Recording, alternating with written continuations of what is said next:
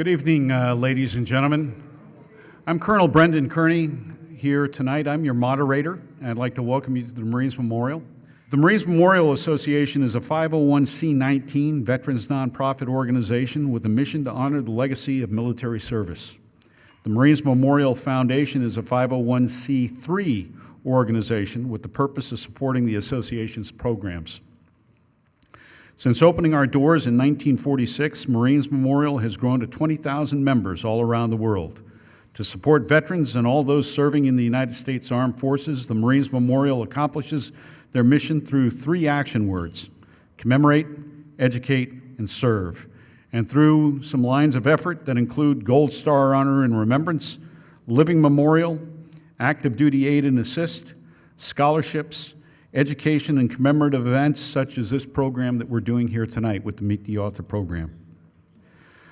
These programs are only possible through the generosity of our members and donors.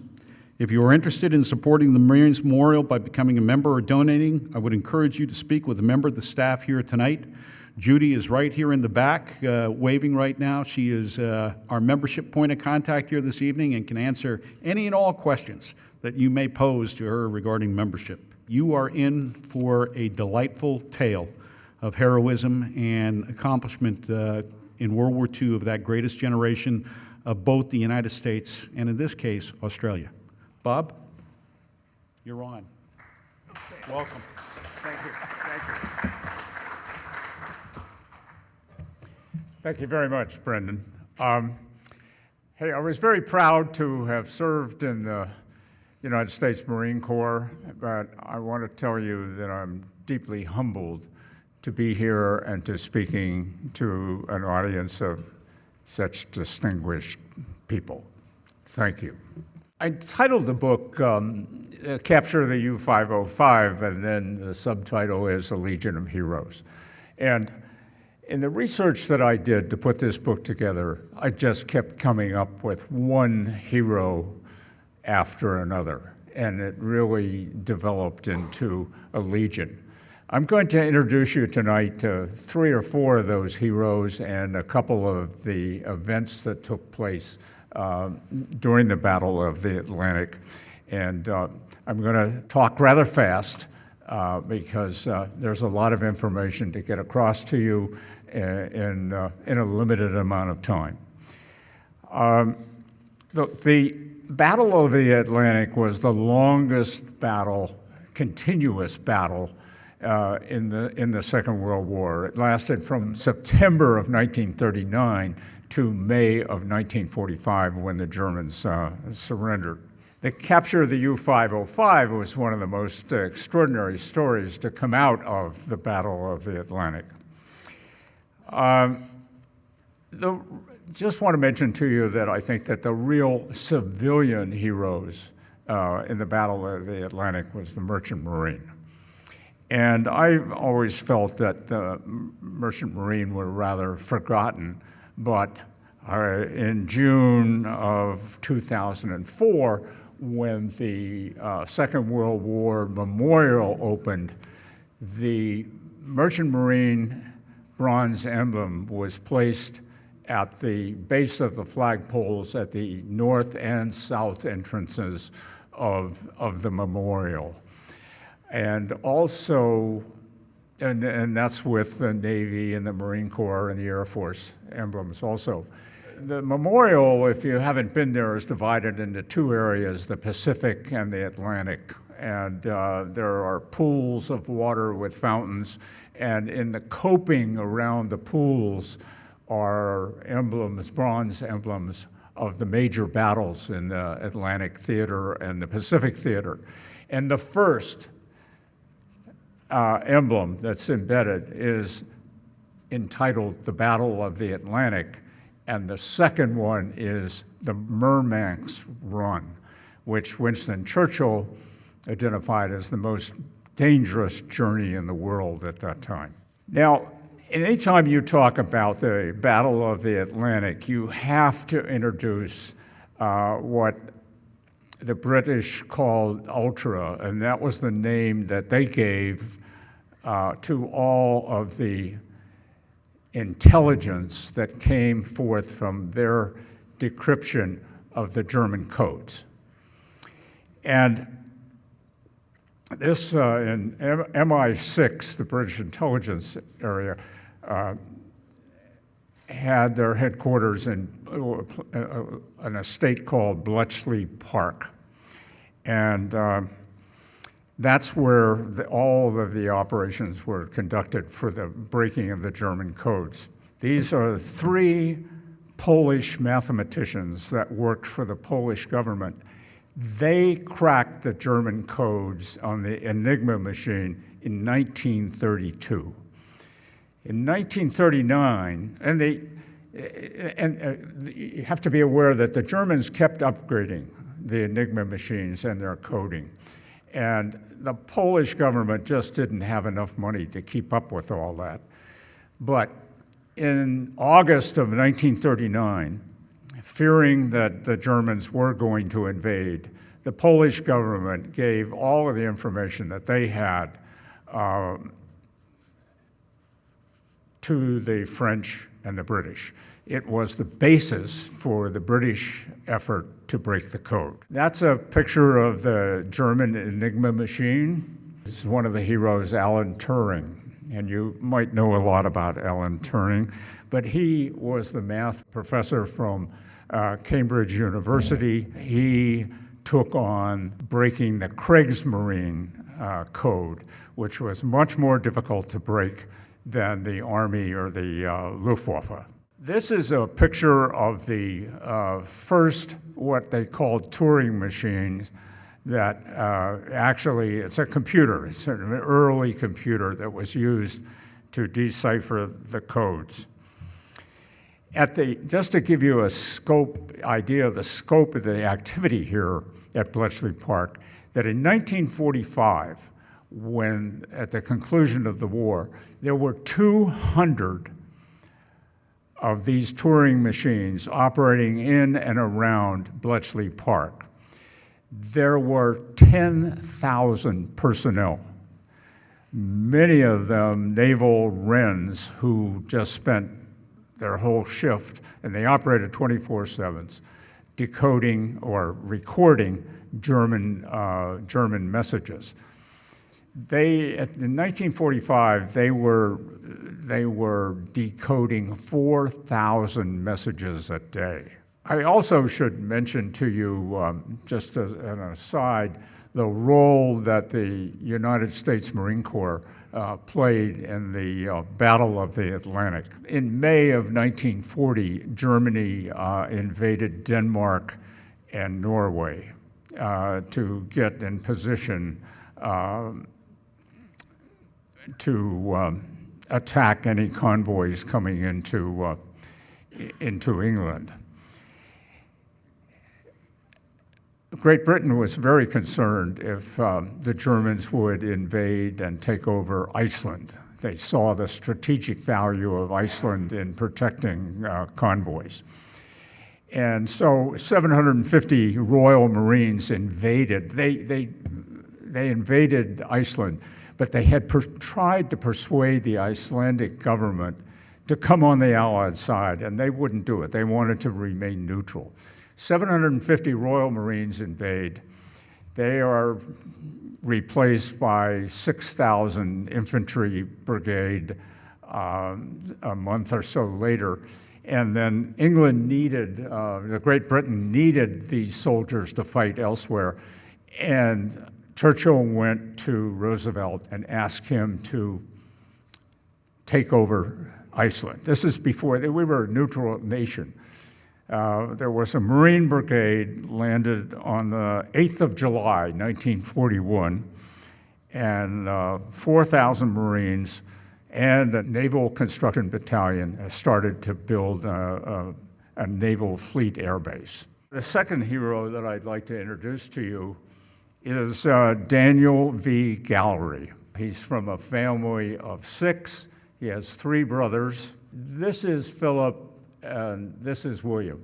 You can see that they have the midshipman's insignia. They are in the Naval Academy. So here is a family that has provided 3 sons to the Naval Academy, and each of them will distinguish themselves in the Second World War, and they will all retire as rear admirals.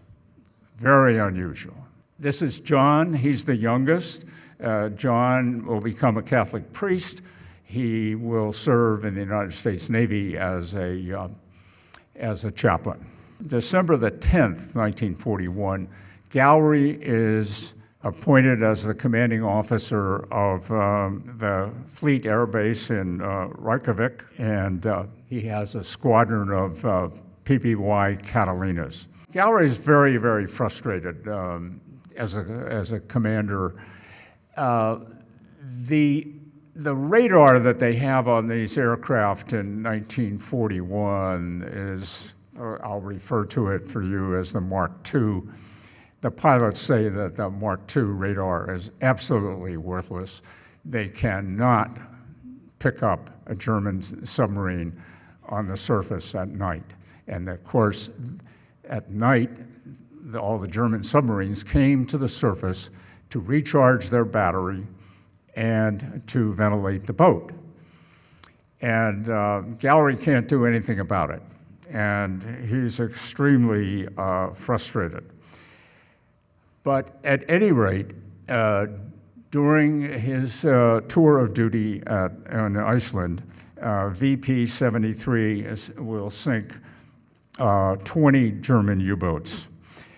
Gallery is awarded the Bronze Star, and he is then given command of Hunter Killer Task Group 22.3.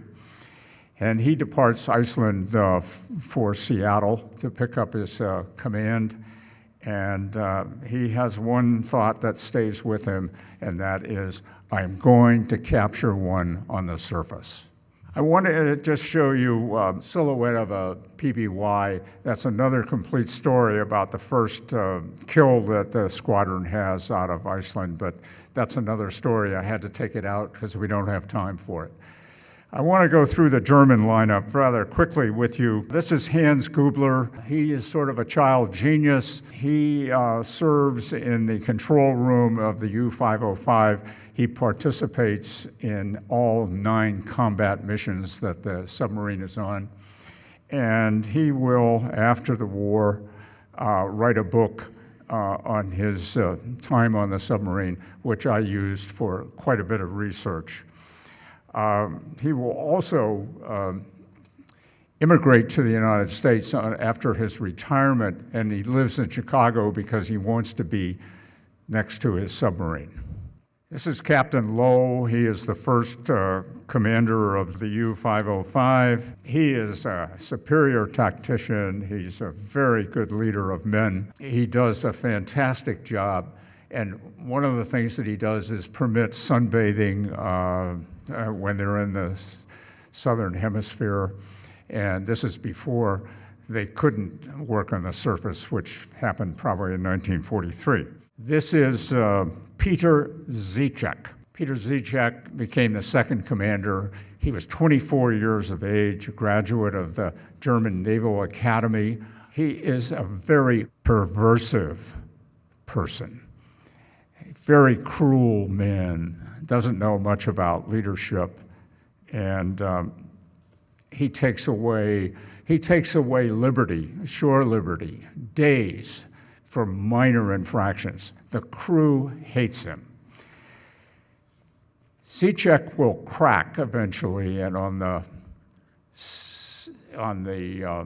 7th patrol, Zicek will commit suicide in the control room. He didn't have the courtesy to kill himself in the cabin. He killed himself in front of the crew in the control room. This is Lang, who had to be carefully selected to take command of the U-505 due to the fact that the morale was so bad on the ship. They had to have somebody who could really improve the morale. He will be the oldest skipper of a submarine in the German Navy. This is Flight Sergeant Ronald Silcock, Royal Australian Air Force. His family had a dairy farm just west of Melbourne. He was a child genius. He went to pre-flight in Australia and then was transferred to the Commonwealth Air Training Center in Rhodesia. Got his wings and then became a multi-engine pilot. Transferred up to England where he was trained in anti-submarine warfare, and then was assigned to RAF Squadron 53 in Trinidad. Just a little bit of information about the straits between Venezuela and Trinidad. Target-rich area for the German submarines. You had the oil coming out of Venezuela, and you had the largest oil refinery in the world located in Curacao, which was 17 miles away, and the largest oil refinery in the British Empire was located on Trinidad. So Silcock, to give you some background on Silcock, when Germany invaded France or took over France in 1940, June of 1940, they acquired a radar warning receiver, which was named METOC. And METOCs had the capability to intercept radar pulses and convert them to audible bleeps.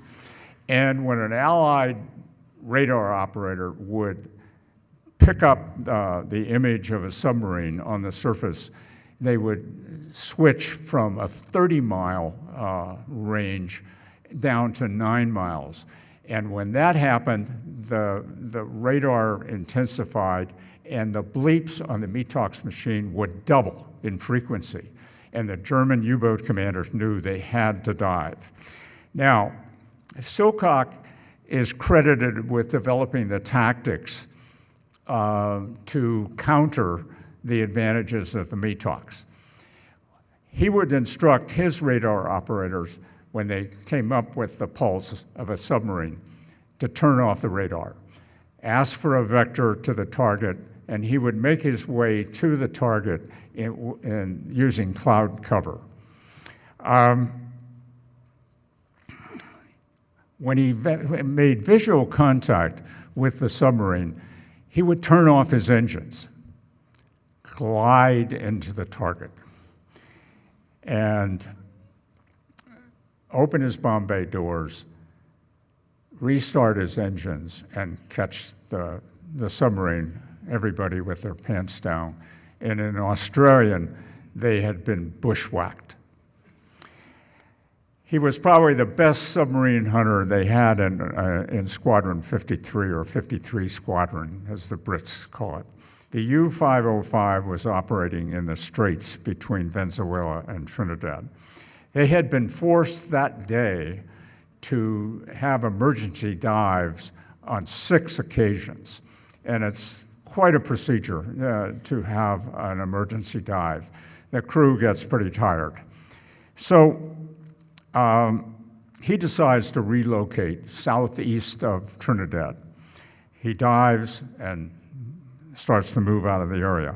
On the 10th of November, Silcock, in command of a Lockheed Hudson, has wheels up at 0945, and his assignment is anti-submarine warfare patrol southeast of Trinidad. That's a Lockheed poster advertising their aircraft. So Silcock has been airborne on patrol for 5 hours, and he has not made any contact. And at 1440 hours, he advises 53 Squadron that he's returning to base. At 1540, 10 minutes later, his radar operator picks up a submarine on the surface. Silcock goes through his procedures. He catches the submarine by complete surprise. He salvos 4 depth charges. One of them lands right on the aft deck of the submarine, explodes, and The three others land in the water in close proximity, and they're set to explode shallow, and they do an awful lot of damage to the submarine. All right, now Silcock, after salvoing his depth charges, he pulls out and he's climbing, but the destructive force of the explosions has broken the deck of the U-505 into very small projectiles, and the explosion, or the energy from the explosion, is sending these projectiles out in all directions. And those that are traveling vertically are traveling at a greater speed than the rate of climb of Silcock's aircraft. And they damaged the aerodynamic capability of the aircraft. The aircraft crashes into the sea, and there are no survivors. The U-505 is now cruising on the surface. This is a picture of the U-505. You can see the damage. This is a picture from aft. You can see the damage to the aft. Now, the pressure hull has been punctured. The 505 cannot dive. One diesel engine is totally disabled, and they're trailing an oil slick. They are a sitting duck. There is no other Allied aircraft in the area. The crew does a remarkable job of restoring this submarine. Zichek makes a reckless decision to remain on station rather than returning to France. He rendezvoused with a German resupply submarine, and the commander observes the condition of the 505. He radios Laurent, France, the 2nd Flotilla headquarters, tells them about the damage to the ship, and also that there are 3 very seriously injured sailors on board. 2nd Flotilla commands Zichek to return to Laurent, France. It is the most heavily damaged U-boat ever to return to port in the Second World War. It will take 6 months to repair or make the ship seaworthy. On the next 3 combat patrols, the French resistance sabotages the submarine, that they go out to the 200-meter depth to do their test dive, and they're taking on water. And French resistance is another group of heroes that I point out in the book. But including the damage that Silcock's crew applied to it, and what the French resistance did, that submarine is out of service for 1 year. Remarkable. Okay, we're going to move on now and pick up Gowrie as the commander of Hunter Killer Task Group 23. The concept of the Hunter Killer Task Group is British in origin. It consists of a CVE, which is a baby carrier, a jeep carrier. It's a very small aircraft carrier, and it's escorted with 5 destroyer escorts, DDEs. And the aircraft are the hunters, and the DDEs are the killers. The killers, and by the way, I should comment to you, their mission is not to accompany a convoy. Their mission is to find concentrations of German U-boats and hunt those U-boats down until they kill them. They stick with them. So the killers work in pairs. There is an attack DDE, and there is a tracker. And when you drop depth charges into the water, it's very disruptive, creates a lot of noise. And the killer submarine can't keep track. Their sonar can't keep track of the maneuvering of the submarine. And German submariners know this, and they are intent to try to evade attack. But the tracker, who is maybe 200 yards off, keeps track and advises the killer as to the maneuvers of the German U-boats. This is Gallery, picture of Gallery as a commander of the task group. He has Grumman TBF Avengers and Grumman Wildcats. All of them have the new Mark III radar, and they can pick up a German submarine at night. The problem is that nighttime launching and recovery of aircraft is very dangerous. There's no, like today, they come in on electronics right onto the deck. They didn't have that capability. There was only I forget the designation, the guy with the flags. You've all seen those pictures, who bring somebody down on the deck. But Gallery is a very creative guy. He's always pushing the envelope.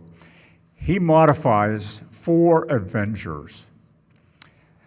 He takes out the bomb racks and he replaces it with fuel tanks. And he can put enough fuel on an Avenger to keep it up for 12 hours. So he will launch at sunset and recover those aircraft at sunrise in the morning.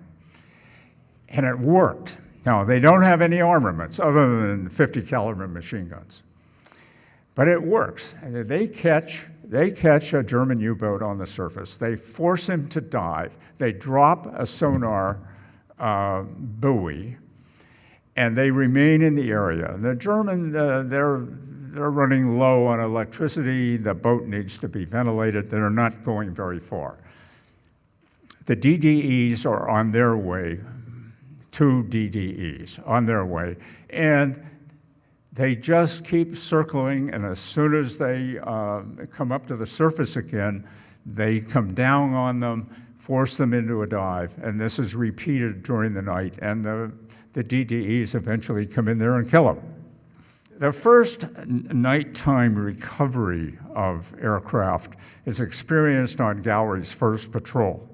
On the 16th of January, 1944, Ultra advises Sink Lank that there are 4 German submarines in the area off the Azore Islands going on a refueling exercise.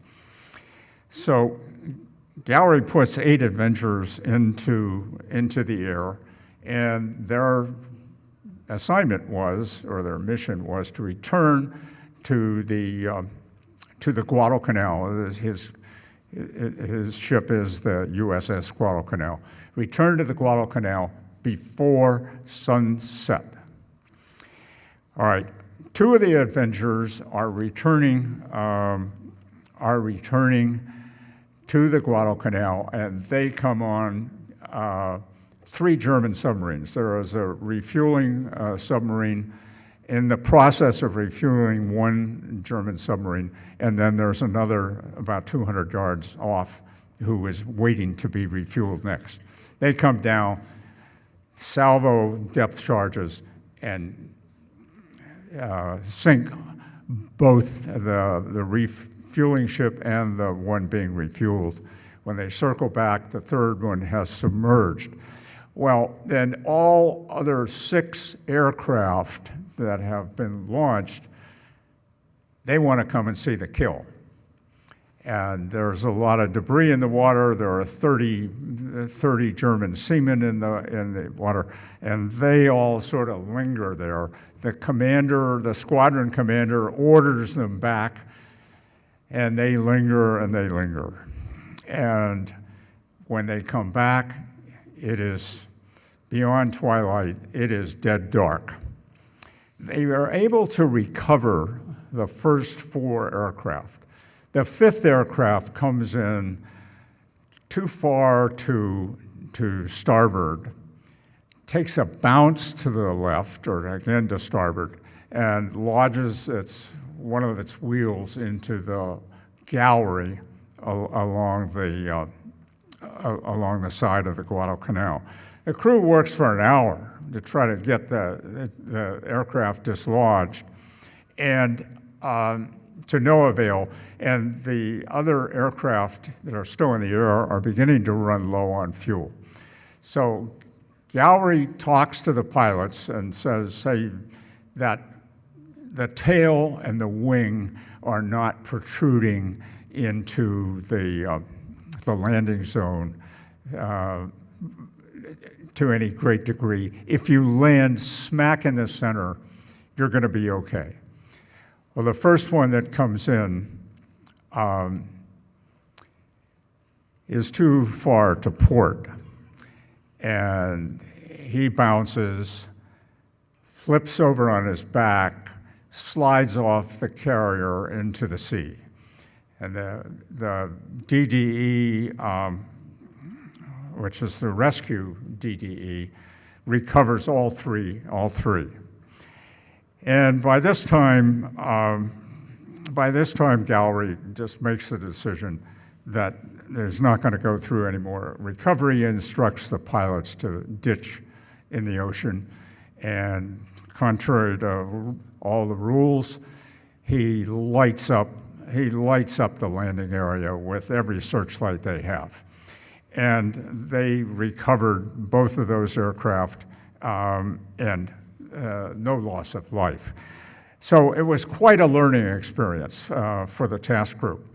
But Gowrie now gathers all of these crewmen together, all the pilots together, and says, let's try the landings with using moonlight.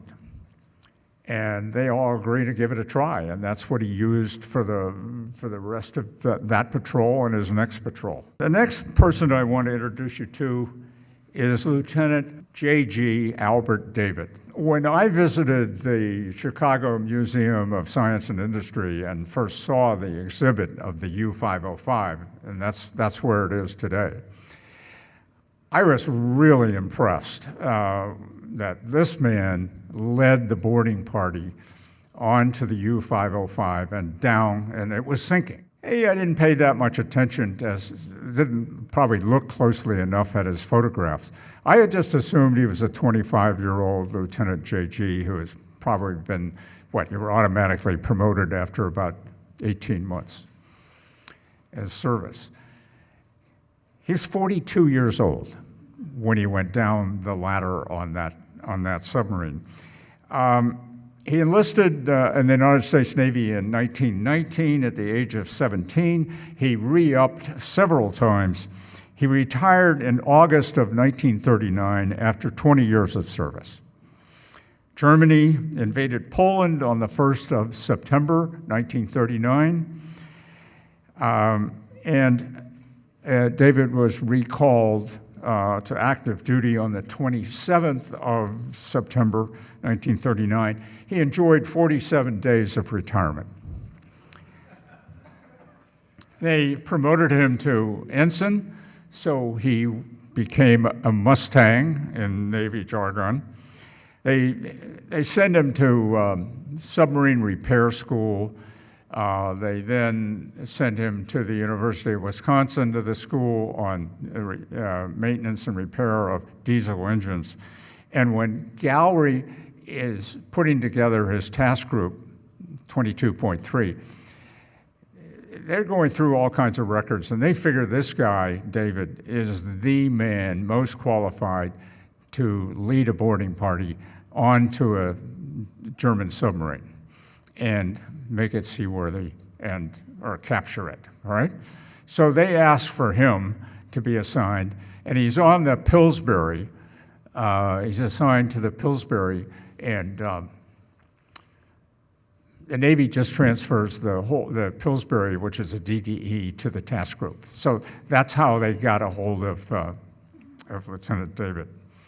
Let's talk about the capture of the U-505. Ultra, again, advised Silcock that there were 4 U-boats operating off the Horn of Africa.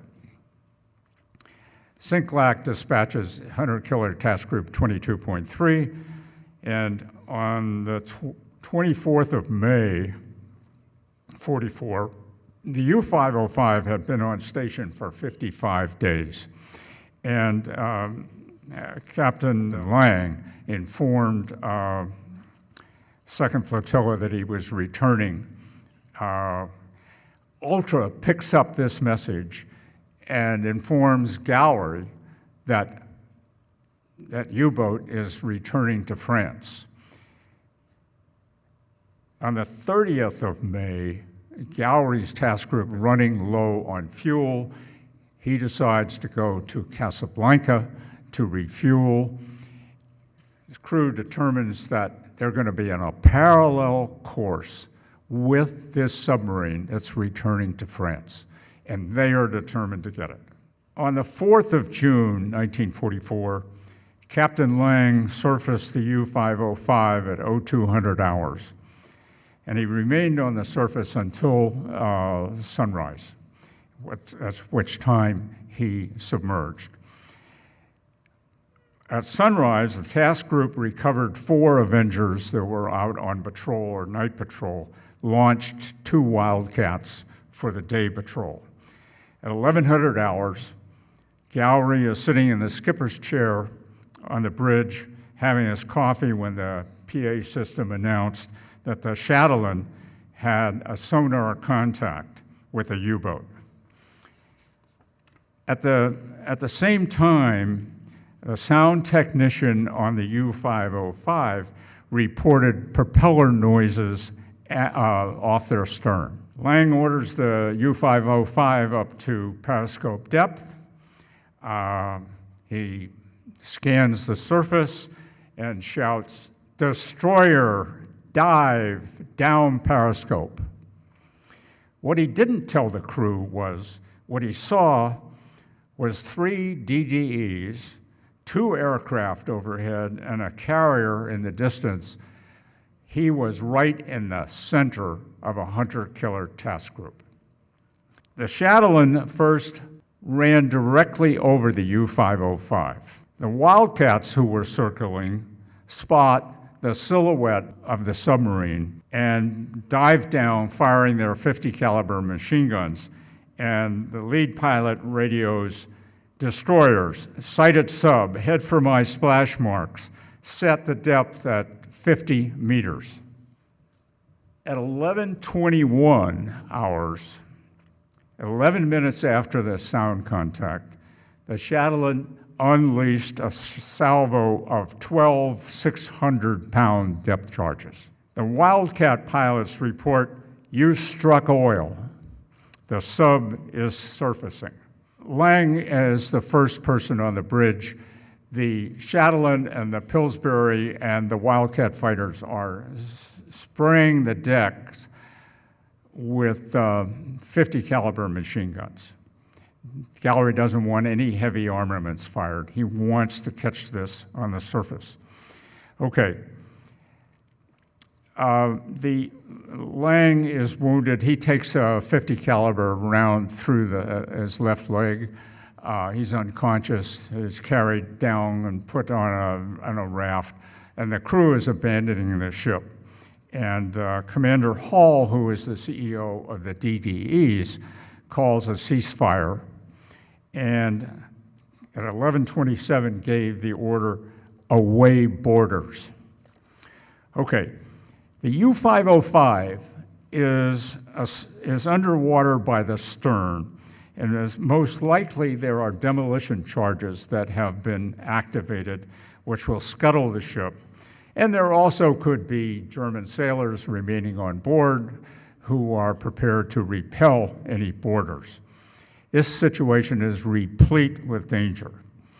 The U-505, by the way, the engine is still, diesel engines are still operating, and it is underway at 7 knots, but the rudder is jammed and it's making circles to starboard.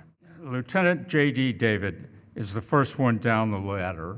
This is a picture of the boarding party about to enter the U-505. David is followed by torpedo mate 3rd class Arthur Kinnispill and radio man Stanley Wodaki.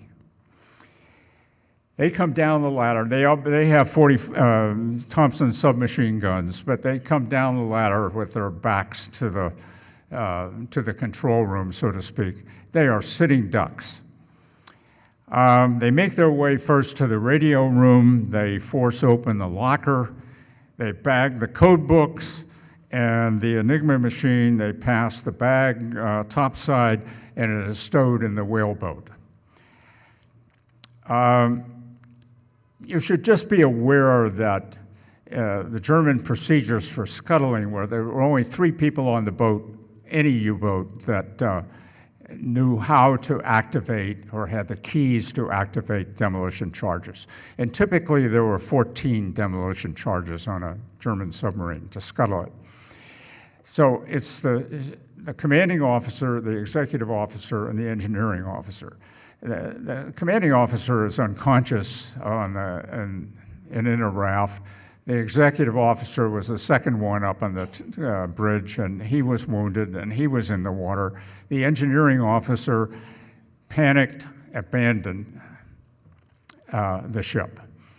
Gubler was the last man off, and he remembered that there was a sea strainer in the control room. He went back down the ladder, took the cover off the sea strainer, and water began to pour into the ship. And then he abandoned, and he was the last man off the ship. Lieutenant David ordered more men to come aboard the ship. Kenspill and Wodaki both found they searched for the demolition charges, found all 14, and none of them had been activated. That's a picture of the sea strainer. And down here, you have the cover. And Gubler will eventually remember that he should have gotten rid of the cover. So Seaman puts the cover back on, stops the flow of water. These are some more pictures of the submarine during the recovery. You can see in the background other ships, aircraft. There's another picture of the crew. This is a picture of the boarding party.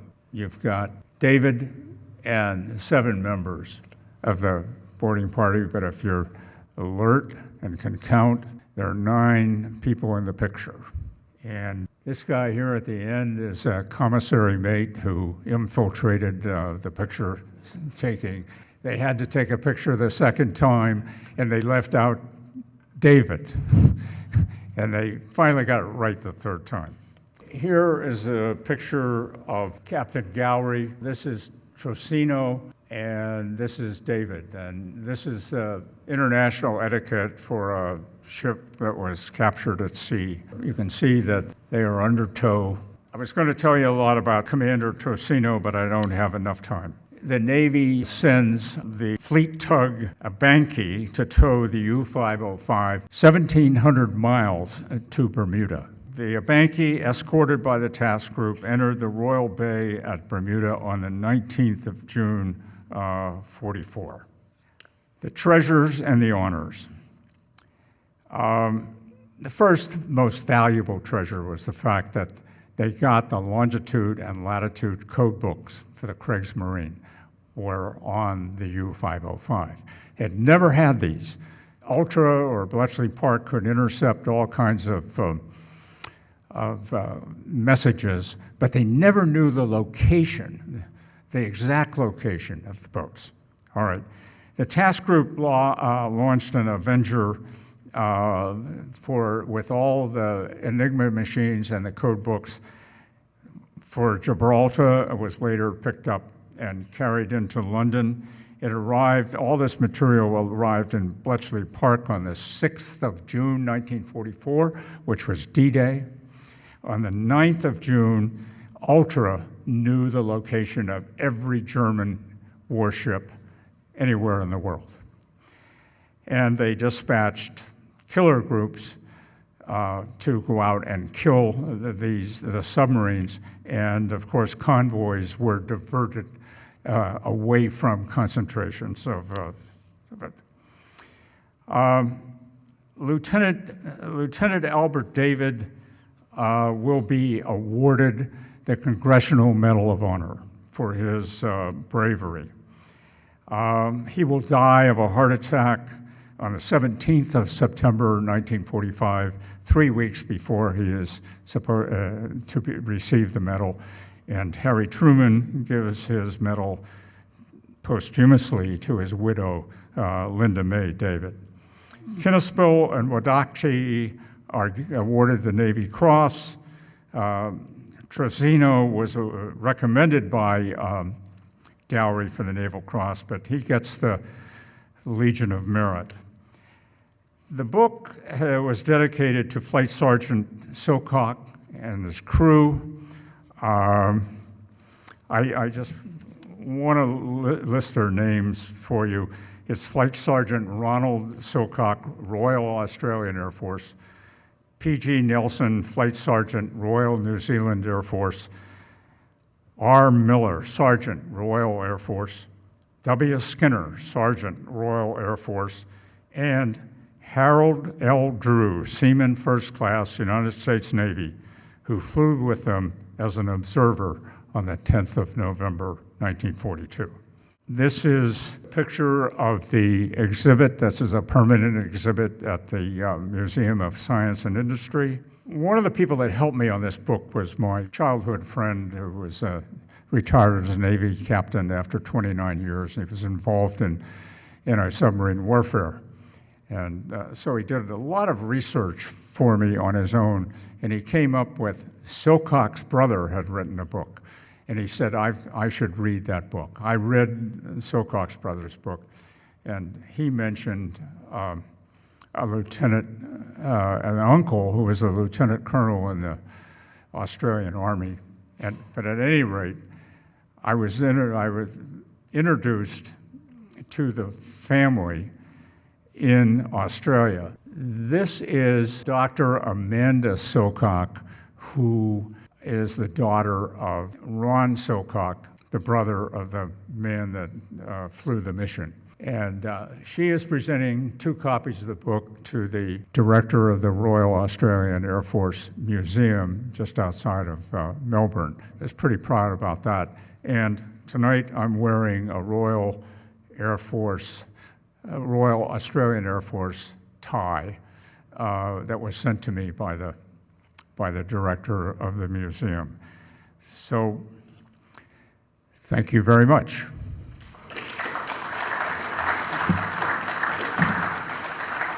One of our attendees wrote a little note to say that it's the landing signal officer, the LSO, who guides planes to a safe landing there on the aircraft carriers. I'll give you one question. As the U-505 was repaired, ready for display in Chicago, was there any help, support from the post-war German Navy and manufacturers? That's a great question. A gallery found out that the Navy, I forget what year this was, but it was some years after the war, that they were going to use the U-505 for target practice and scuttling. And so he contacts his brother, the priest, who is now a priest in Chicago, that, hey, why don't we bring this submarine back to Chicago?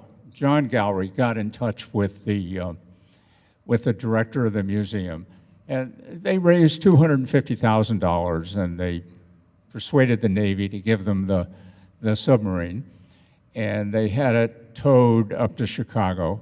But when it had arrived, everything had been stripped out. I mean, it was just a bare hull. So they had to rebuild it. And I don't recall, it's in the book, but I don't recall the name of the company that built the submarine originally in 1940. But the museum contacted them at Gallery's suggestion, and they got every subcontractor, and they supplied all the parts to completely renovate that submarine. And they sent a letter that, hey, you have our submarine, but we want you to be proud of our technology. And so they provided every part for the renovation of that submarine. And it's a beautiful exhibit. If you have an opportunity to be in Chicago, to go and see it. I'd like you to join me, please, in a round of applause for Bob, and he'll be over here to answer any additional questions.